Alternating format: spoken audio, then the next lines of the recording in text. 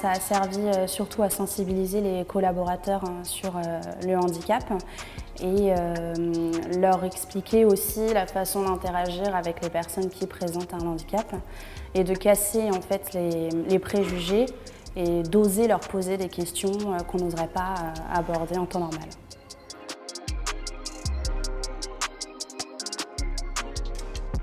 On met déjà en place en fait, des actions pour les personnes en situation de handicap, notamment dans le cadre de l'accord de gestion sociale et des différents accords au sein de l'entreprise.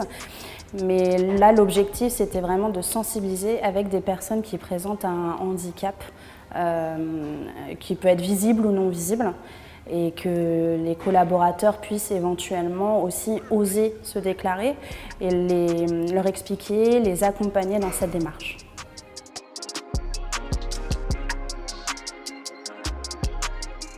Ce qu'il faut savoir, c'est que 80% des handicaps, c'est des handicaps non visibles. Donc en entreprise, on a tous peut-être un collègue autour de nous qui a un handicap, mais on n'est pas forcément au courant.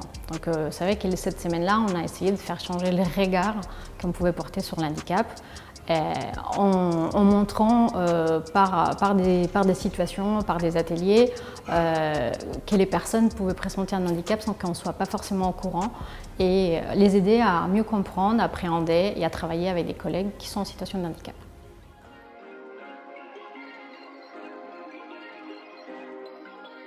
Dans l'entreprise aussi, on a déjà pas mal d'actions et des mesures d'accompagnement pour les salariés en situation de handicap.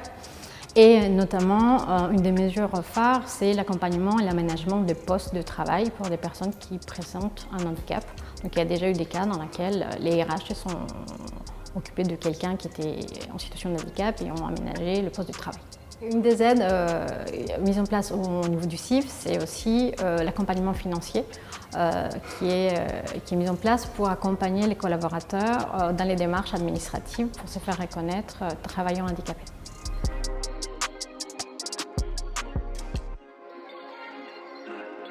Je pense que ça a été très enrichissant pour les collaborateurs.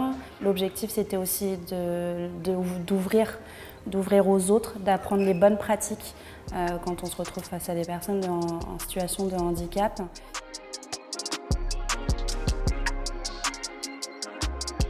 Enrichissement, ouverture d'esprit et mise en situation. Partage, prise de conscience et innovation.